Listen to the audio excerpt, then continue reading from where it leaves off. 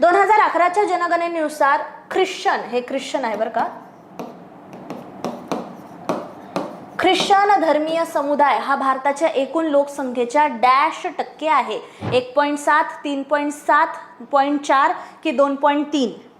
पुन्हा 2011च्या जनगणनेवरती प्रश्न. महत्त्वाचे धर्म आपल्या भारतामधील आहेत हिंदू, मुसलमान,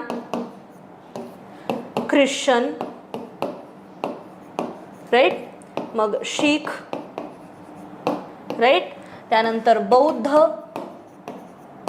आणि Jain.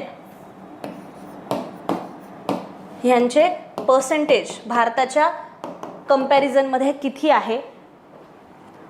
Option number 4 good. Option number 4 2.3 हे आहे 2.3%.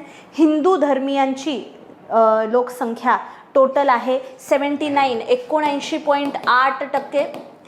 मुस्लिम धर्मियांची एकूण टक्केवारी 14.2% आहे.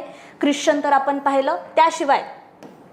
त्याशिवाय शीख धर्मियांची टोटल 1.7%.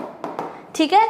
बौद्ध धर्मियांची 0.7% आणि जैन धर्मियांची 0.4%. ओके, असं टोटल भारतामधील वेगवेगळ्या धर्मियांचं पॉप्युलेशन आहे. स्क्रीनशॉट काढून घ्या. हे 2 सेकंड मी साईडला येते.